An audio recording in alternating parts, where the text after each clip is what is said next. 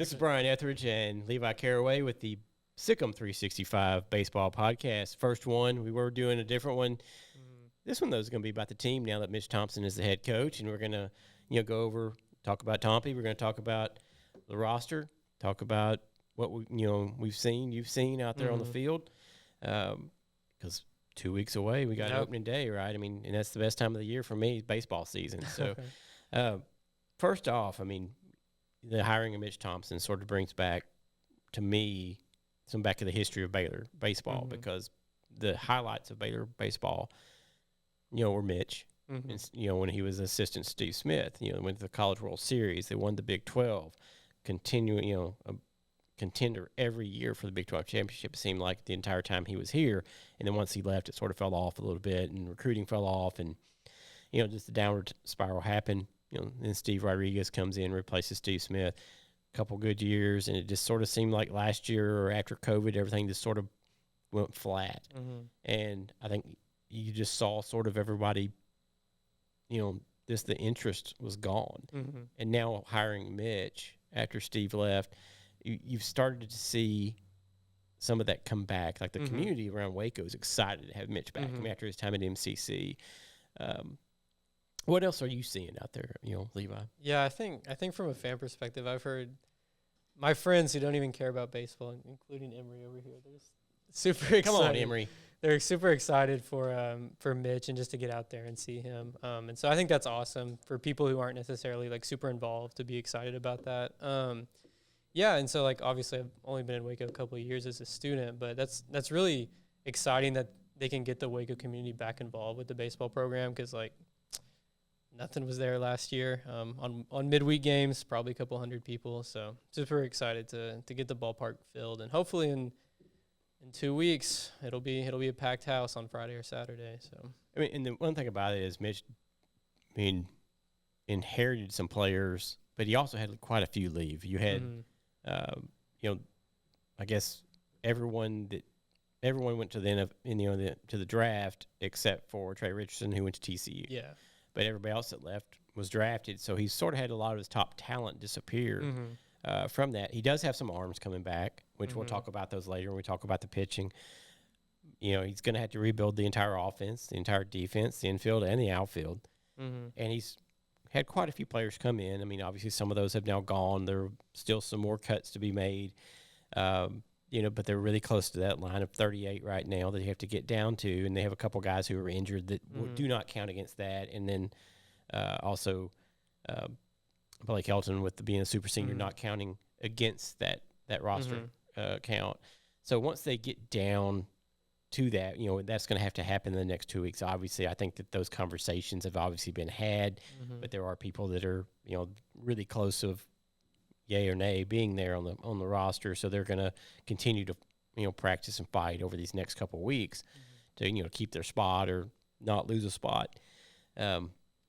Or if injuries happen, you have a guy that, is there and hasn't left the campus yet or left the program. And it is a very tough thing. And I know we talked about it on the board about it probably eating Mitch up, that he's having to make some of these cuts. But you go look around the rest of the world of baseball, and it's a very common occurrence for some teams. I mean, LSU's got 20 extra or something, and Texas Tech made a living on it for a long time doing that, where you were cutting guys the day before they started playing.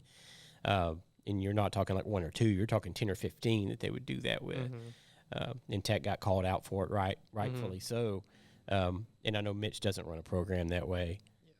He didn't run that way at MCC. He didn't run that way at Baylor under Steve Smith. So it's but that is sort of what the position he's in, because he is having to replace so many players. And, they were picked 9th out of 9 in the Big 12 to that just doesn't make any sense either, by the way. Iowa State, get a baseball team, be American.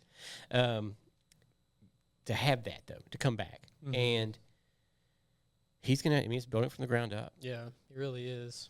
I mean, I was surprised with how many Rod guys kind of stayed. And then obviously the freshman class, he inherited Rod's recruits.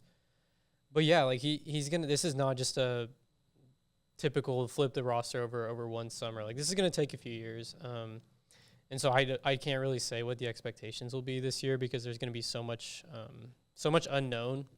Like going through just the lineup, I mean, only one guy from last year is returning that had significant at-bats, and even him, Kaysen Newman, only had 72, and he didn't even play because Rod was starting a guy that was hitting barely over 200 for half the season. So. Yeah, that was an interesting. That was always an interesting board discussion of if you're hitting below the Mendoza line, why are you in the lineup?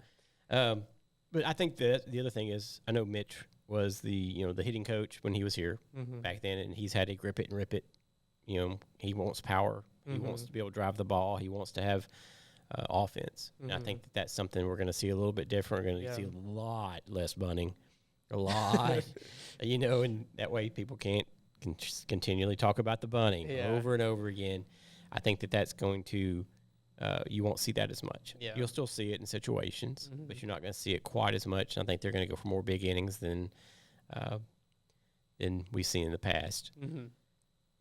We just hope that they have the players to do it. Yeah. And that's what we'll talk about as well later. But for him, I think bringing the community together, bringing the excitement back onto campus, and like you're talking about, you see it on campus. You have guys who want to go watch baseball now. And I think getting kids back in the outfield bleachers, and everybody smuggles in some beer. Baylor, just turn your head and let it happen. Just put it in a cup and like we used to do, and nobody knows.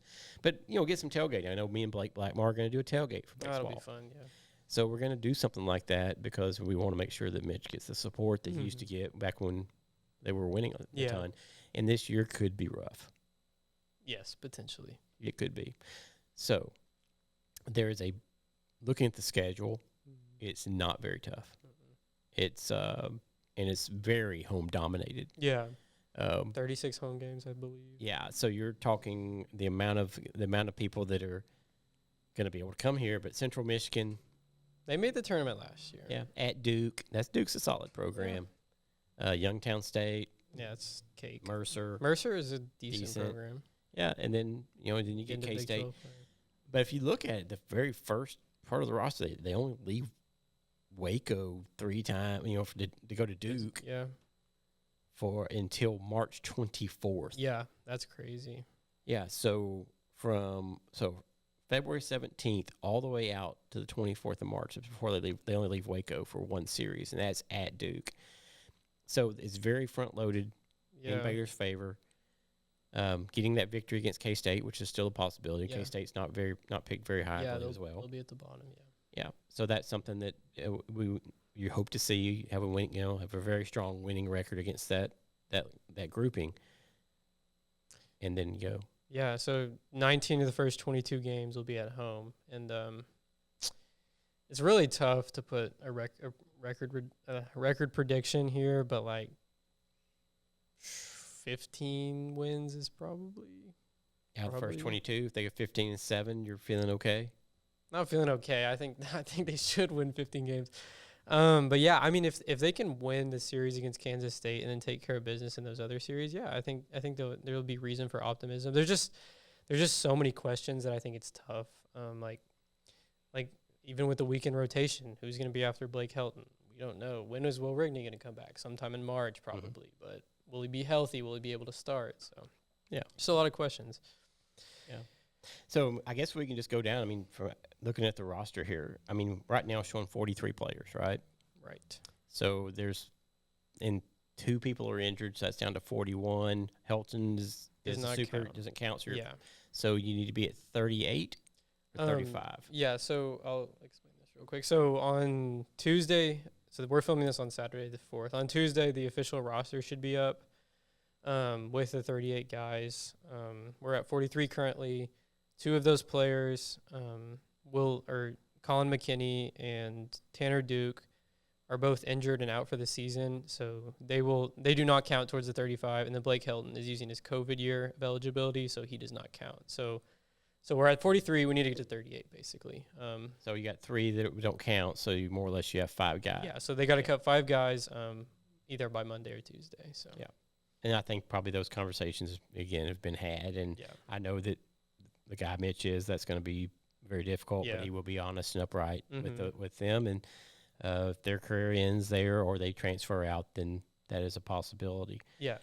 The roster is incredibly young, sort of, because you have, I mean, you got 4 seniors, 20 juniors, many of them transfers, 7 sophomores, and 12 freshmen. So you have more juniors than anything, but they don't have experience at Baylor. Yeah. And I think that's the part that leaves everyone with the questions. Yeah. Obviously, we have a good idea.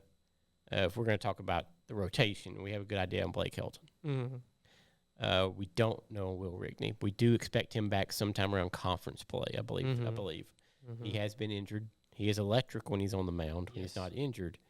But he has been – is this somebody that maybe turns into a mid-relief guy that you get once or twice a week and give an inning versus somebody you try to push 6 innings at a time? Yeah.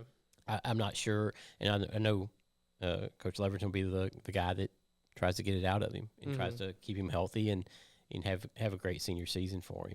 Yeah, Will is, I think, about a week ago. I was told he was at 75%, and he's feeling the best he's ever felt. And so yeah, when Will's at his best, he's fantastic. I guess kind of like a good analogy for him is he's like the Squirrel Williams of the baseball team, basically. Yes. But is he available? Is he available? Availability is the best ability, but when he is on, he's fantastic. So. Correct. Yeah, I agree. And you got some relievers there. They're seniors in Needham and Oliver. Both those guys struggled a little bit last year with control. Obviously, we've heard better results this year during fall ball and then now. So those are 2 reliable guys that if you put them out there on the mound, they're probably going to be able to get some outs for you. Are they electric? Probably not. Not like Will is, but they can miss a bat or 2 or get outs. They compete, and I think that's something that Mitch is probably looking a little bit for. The rest of the pitching staff, though, I mean, Petrowski is your power guy, probably your closer. That's what, Kendall Rogers on D1 thinks he'll be the closer. He's throwing 96, 97. Yeah. He's your power arm on the roster. Hopefully he can throw strikes, but yeah. Mason Marriott is a guy who has some power as well, but struggled with control last year. Yeah.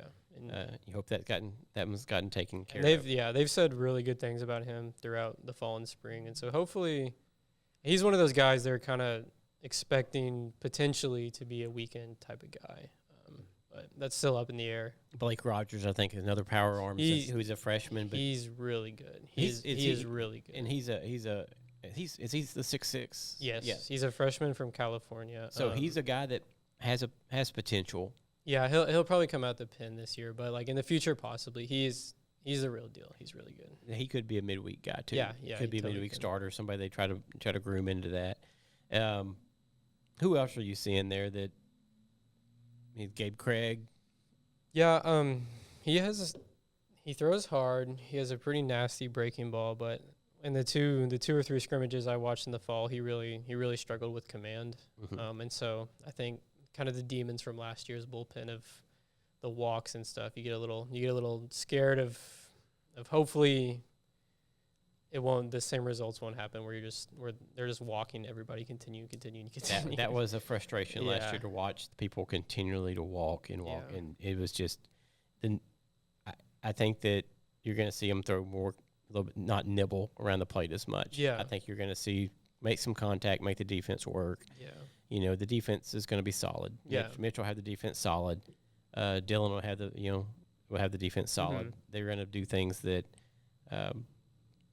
make the play. Yeah, and I think there's just a lot more options this year in the back end of the pen. I mean, last year there was a stretch where Marriott was struggling and he didn't pitch for a month, and then there was a stretch where like the first 2/3 of the season, Grant Gollum and Adam Muirhead didn't pitch at all, and then toward down the end of the stretch, they were the 2 best relievers or 2 most reliable guys, and they barely played. I didn't know if those guys were injured and then they started playing, or I don't know. It was just strange how we'd see one guy pitch and then disappear, and then never see him again. And I forgot. I think it might have been Muirhead came in through like 95 miles an hour. Yeah, he throws hard. Yeah, and then all of a sudden you don't hear from him for 3 weeks. Just gone.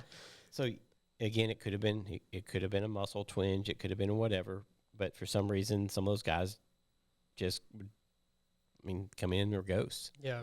It was just interesting to watch. Just didn't know what was on the roster. We didn't really know what was on the roster last year, and then that's some of the potential, some of the guys, and that was, Kobe Andre. He's gonna be out there, being one of your left-hand guys. That will get a little bit of run. Probably might be one potential of your Sunday. Yeah, starter. Potential weekend starter. He pitched when he first came in around the middle of Big 12 play. He was fantastic. He really struggled in those last 3 games against Texas and Tech and K-State. He really got beat up in those games. But he was really good besides that. So now is Brzezowski playing? Is he pitching as well as? I think he's going to pitch. I think their main thing is he's going to be a starting outfielder potentially. Yeah. But I think he could come out of the pen. Come in relief from the outfield. And I know that I've heard some buzz about him. Yeah. He's going to be really good. The team is going to be counting on so many freshmen this season. He's definitely one of the top guys. He's really well spoken. He spoke to the media last week, and he's really mature for his age. And so I'm excited to watch him out there. Who else excites you on the pitching roster? I think Cole Stasio has been there's been a lot of buzz about him kind of throughout the fall and spring, and so he's another guy, he's 6'5" from the right side. He's intimidating on the mound. Last year another guy that just struggled to throw strikes, and so if he can put it together, the sky's the limit for him coming out of the pen. Chandler Freeman's another. I think that we saw some potential last year, and just has again. He really struggled with command last year. Yeah. So that's Cam Cayley, obviously Harrison's brother. Yeah. He came in and he did a decent job last year in relief as well. Yeah. So you'll see that. And he might be a weekend guy too. He started opposite of Blake Helton last Friday in the scrimmage and shut him down. Right? Yeah, he outdueled Blake. He threw 3 scoreless. With the current state of the offense, I don't know how much how much that really means, but he looks solid. So yeah. So I guess sort of segueing into that, no seniors, infield or outfield. That's what I'm showing right now on the roster. Is there any? So not that I don't know if Cole Posey's considered a senior, but he has 2 years of eligibility left. Yeah, I got him right now as a junior. So, okay, yeah. So yeah, he's so again, entirely new offense. Yeah. So having to rebuild that, I think some of the names that we heard before, Altman, Pendergrass, Simmons. Yeah. Simmons is one of your main guys. I'm excited to see him. To do that. So that's where I'm sort of. I think Simmons is the guy that power and speed. He had quite a few stolen bases. He did have some stolen bases. Yeah. I think he led his conference in stolen bases. Yeah, he's a big boy, so I'm curious to see him on the base path. He reminds me of some of the players that were here back when Mitch was here. Previously, some guys, just bigger barrel-chested guys that can turn on the ball and rip it, and have enough speed they can log one from turn a single into a double, maybe even a double into a triple at times if you bobble the ball in the outfield. I think that's probably your best batter right now. Probably, yeah. If his numbers from Howard College, the JUCO, were insane. He was almost 500. Yeah, yeah. But again, this is a step up. The Big 12 is a step up. Yeah, everything's a step up. But if he goes and hits 330, that's first team all conference. Yeah, would have killed the team last year. That would have been, huge. Let me find his stats. Yeah, Kaysen Newman coming back. Yeah, we know he has power. He is a pull hitter. Yes, he is. That's a little bit of hole in his swing from that. So I think that was what held him back a little bit last year. And I know Mitch will work with him. Dilly will work with him to go out there and extend his swing. Yeah, but if he gets a hold of it, he does huge power. Huge power to the right field gap. And he's just another guy. I've said this a million times, but it's just if he got consistent at bats last year, I think he could have been really good. I think he ended up. He only had 72 at bats, so hitting 290 is a little bit of a wonky scale, but he did definitely he showed a lot of things and a lot of potential when he was in the lineup. You should have seen more at bats from him. Yes, I agree. What should have happened. And he should be the starting DH this year, and he could be the backup first base. And he talked to the media as well. just the other last day. week, so yeah. that was That's a good interesting sign, yeah. that he came out there. Yeah, and who else you see in there? I'm gonna read Hunter Simmons' his last year's stats at Howard. Okay, so 54 games, 393 batting average, 485 OBP, 765 slugging percentage, 77 hits, 19 doubles, 3 triples, 16 home runs, 51 RBIs, and 23 stolen bases. 16 home runs and 23. Yeah, 16 home runs, 23 stolen bases. That's pretty crazy for somebody his size. In 54 games. Yeah. So just extrapolate that to a major league season. That's 48 home runs. Yeah. And almost 70 stolen bases. Yeah, that's pretty crazy. So yeah, so I mean, if you go 48-70 in the league, I mean, you're going to be okay. Yeah, I'm excited to watch. You go 48-70 in college, in high school. Yeah, you're doing okay. Yeah. You do that in junior college, anywhere, those numbers are insane. So again, we're going to see him drop a little bit. Yeah. But the one thing that excites me about that is that OBP. Yeah. I mean, that's almost 50%. Yeah. So he's almost getting every time he comes to the plate, he's either walking, yeah, which means he's got a good eye, or he's getting a hit. Yeah. So he's stinging the ball. So that's good to see. The Altman, another guy. I think he was hurt throughout the fall. So I haven't really seen much of him. Pendergrass. Yeah, he's gonna be good. I think he's currently slotted to start somewhere in the infield, whether that be third or first. You know, Colby Branch has had a good. A lot of people think really highly of him. They think he's gonna be one of the guys, and he's a true freshman too. And so he's kind of has a smaller frame. He wouldn't be. He's a little bit 5'9", 160, 170 kind of guy. Yeah. But it's nothing like crazy. But a lot of people think he's gonna be really good. So I'm excited to watch him play. And he has a nice, for a freshman, he has a nice little mustache going. So I love the swag. He's got the stash working. And then Medellin, I think he's coming out of the Houston area, the Bay Area down there. He's a pretty smooth fielder. He's really good defensively. I think he's going to be really good eventually. I don't know how much playing time he'll see this year, but he's one of the better arms I've seen from short over the past years, kind of covering college baseball. So I'm excited. And he's also, another thing with him is he's really natural running, stealing bases. So I think he might be used in some situations like that. Okay. At catcher, you got Harrison Cayley. Yeah. Cortland Castle. Yeah. Walker Polk. Mm-hmm. And Zach Mazok. And then Zach Mazok. Yeah. Mazok showed some crazy power. Yeah. And Polk had some crazy power in high school. Yeah, Polk is jacked. When I was walking around the other day, he's huge and he's a freshman. So it's a different look of players. It is a different like I guess he was technically a rod recruit, but he doesn't look like the prototypical rod recruit. I think he was like 6'2", about 220 or something. Like that. Yeah, so he might turn into DH more than catcher. Yeah, he's big. And Harrison Cayley or Cortland Castle, I don't think anybody's really separated themselves in that race so far. So. And Cayley has the experience. Yeah. Right now, Castle backed him up last year. Yeah, and neither one of them really have much power, but good defensively, both pretty good defensively.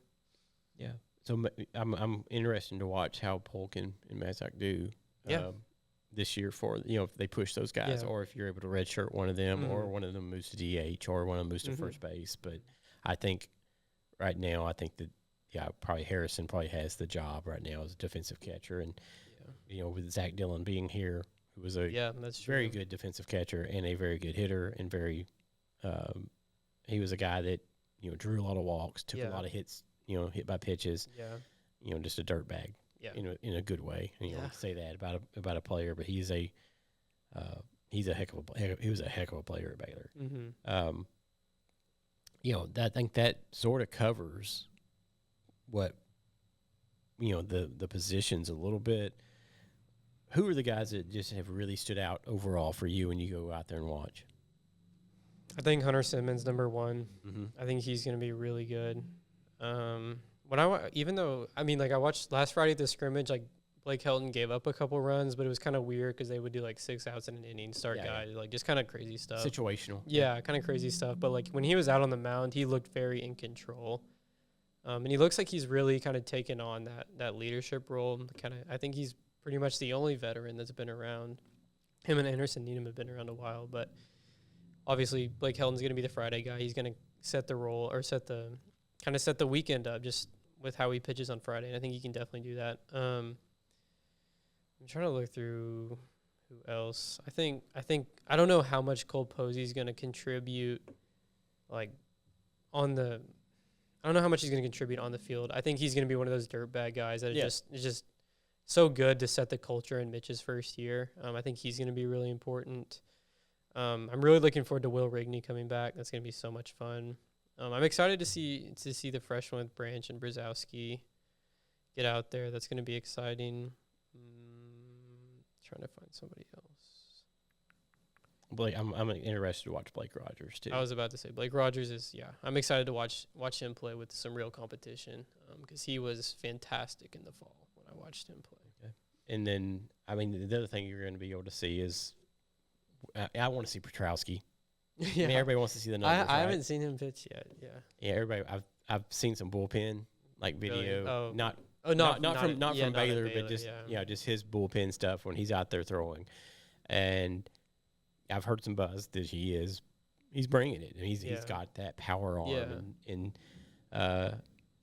not always knowing where it goes. Sometimes that's a good thing. Yeah, nucleolution a little bit, let it go, and get a little scared, hit the bull. Yeah. So that's where I'm seeing that. It is, but this is just gonna be. There are so many questions. So many questions. And it's gonna be fun to follow because the guy leading it is doing everything he can to do it and bring everybody together. But the whole entire piece is everyone's new. Yeah. This is almost like Scrabble, or just throw really all the letters on the table, and you have a team now. Yeah. But he has recruited these guys, and plus the guys that came back, plus the guys that were already coming in. Mm-hmm. How many did they have at start of fall? Was it 55 or 57? It was in the upper 50s, mid to upper 50s. Yeah. So 14 have already been released or told they weren't going to play at Baylor, or not, their careers were not going to continue at Baylor. Mm-hmm. So that's a lot of cutting through players, and now again we've got 5 more to go, and so we're going to know that. Sorry that happens to them, but it is going to happen. Yeah. It's just part of the game at this point. No one likes it, but it is what it is, and you have to go through, and life's not always fair. Yeah. But the best thing is you have an opportunity to go play somewhere else and prove that person wrong. Yeah, Coach Aranda talked about that this morning at the breakfast. And you can't save everybody. Can't save everybody. And sometimes that happens. Yeah. You have to go and do it. So what do you see? I'm just going to go back to the schedule a little bit for a second here. Okay. What do you see as the hardest series? Hardest series. I think that second weekend of Big 12 play at Oklahoma State in Stillwater, that'll be a good test because I think if you look at the Big 12 power rankings, I think TCU is on paper they are loaded. A few steps down from that is Oklahoma State. They kind of have to rebuild. They have a lot of new players at key positions, and then I think a bump under that is somewhere between OU, Texas, and Tech. We'll all be kind of fighting for 3 through 5. It's interesting that it was a little bit of a fall off this year in the Big 12. The rankings they fell off. They were a lot of highly ranked teams last year and the year before, and then this year it sort of fell down a little bit. Yeah. So does that mean Baylor has a room for the taking to go in there and get a 500 record or closer to that in conference? I think that's the ceiling of this team is around a 500 Big 12 record and then be a bubble team. And I think that would be a fantastic first year for Mitch because nobody's really expecting to go to the post. Maybe the team is, but I'm not expecting us to go to the postseason. But if we do, that'll be great. Do you think a West Virginia, later in the year is make or break? They win that series or sweep that series, that gives them a much better shot of going to and making the tournament. Probably because 6, 7, and 8 6 through 9 is gonna be between Baylor, Kansas State, and West Virginia. West Virginia lost some good players. I love their coach, Randy Mazey. They always just play super hard. They're super scrappy, competitive. Yeah. So I'm glad that series is in Waco, because that's the second to last Big 12 series. And so if they'll probably have a pretty good idea of where they're going to need to be, and so that series is probably going to be extremely important. And then at TCU I guess Baylor has the Big 12 bye the final weekend of the season, so technically the second to last weekend of the season, but final Big 12 series for us at TCU. But picking up Cal State Bakersfield there at the end too. I'm not sure exactly what they're going to be this year. But I don't know. Hey, if you can get 3 more wins out of it, it makes a difference. That makes a difference. And then going into the tournament, going to the Big 12 tournament in Arlington this year. Yeah. not in Oklahoma City anymore. They Nope. moved it down to the Globe Life. Not Global. Is it? No, not Globe Life. What is it called now? Globe Life. Is it Globe Life Yeah. now? I thought, yeah, because what's the new the old park? Well, they changed like the ballpark in Arlington to like Choctaw something. Yeah, it's something something. like They're playing They were playing high school games in that. both of them at the same time, and the I'm just XFL or something. yeah, my head was spinning at that point because I Uh-huh. mean that ballpark, I went to it on opening day when it opened, not long ago. Didn't Against seem like, Toronto, or that was in 2020 against Colorado. no, I'm talking about Oh, the ballpark in Arlington. ballpark in Arlington, yeah. yeah. I'm old. Yeah. Levi. It's I okay. think that was before I was born. That's okay. Thanks, Levi. Thanks for reminding me of that. But no, again, the stadium's not old. It was beautiful. It was built, but it was just always too hot. Yeah, But yeah, now Globe Life. I've not been to a game in Globe Life. Really? No, it's a fun ballpark. it looks like a barn. It does. So I just My friend worked for the architecture firm that did it, so I can't say any bad things oh yeah, you can. It looks like a barn. It just doesn't look like a baseball field, but that's okay. They're playing in it. It's got a closed roof and it stays nice and cool. So, Mhm. but that is what it is. So, what else are you thinking? I'm looking at the schedule, and yeah, I think 500 record in Big 12 play and 35 wins will be like the absolute ceiling of this team. Potential postseason berth, I think likely it's probably going to be around 25 wins and probably, let's see, do some quick math, like 10 and 14 or 9 and 15 or something in Big 12 play. That's probably more likely. Yeah, but I mean, Kansas has a new coach. Kansas State lost a lot. West Virginia lost a lot. So I think it's a very real possibility that Baylor finishes sixth. And last year, West Virginia was in sixth place, and things were looking good for their postseason heading into the final couple weeks, and they kind of fell apart towards the end, and then they got swept, and they lost both their games in the Big 12 tournament, and that was it. But they were on the bubble kind of heading into those last couple weeks of the season. I think Baylor can be in a similar situation this year. Yeah, I agree. And I mean, there's only one place to go from where they're picked, and that's up, right? You can't fall any further. Yeah. Unless you're Iowa State, because Yeah, true. again, they're un-American. Mm-hmm. Just gonna lay that out there. I don't think you should be in the Big 12 without a baseball team. Okay. There's a lot of beef on Twitter this week between Iowa State and Central Florida. Just UCF has a baseball team. They do have a baseball team, yeah. Cincinnati has a baseball team. BYU has a baseball team. Yeah, I'm excited. I hope I can get And so is U of H. Yeah, U of H used to be good. I hope Used to be. I Yeah. hope I can make a trip to Provo one time. Oh no, for it's a the- beautiful trip. Yeah. Provo was a great trip for the football. For when we went out there for football, except for the results. So we had a great time out there. Yeah. BYU folks were very happy to see us. They loved the show, so they loved the channel. It's always interesting how different fan bases react Yeah. to it. But yeah, BYU loves the SicEm365 umbrella and all of us. Me and Ashley had a lot of high fives from the fans. It was interesting. That's funny. Yeah. So, but that is, what else you got for this our first episode 1 here, the Mitch Thompson here on the podcast? I think there's just so many questions that I'm just excited to see some games being played. I am as well. Yeah. I'm hoping we have warmer weather. I do 'Cause too. There's Last year nothing was- worse than cold, bad yeah, baseball. Yeah, opening day's at 3, so on Friday. So hopefully that'll kind of give some. You hope it's More in the people. 60s. I do, yeah. 70s. Like it's how it is right now. So. Oh, yeah, if it's 60 right now, I've sat at that ballpark with the Mhm. wind coming in from the north off that river. It's brutal. It's brutal. Yeah. It's really brutal. And even when they were winning, it was brutal. Yeah. There's nothing you really could do that would like warm you up. Even the winds weren't doing it.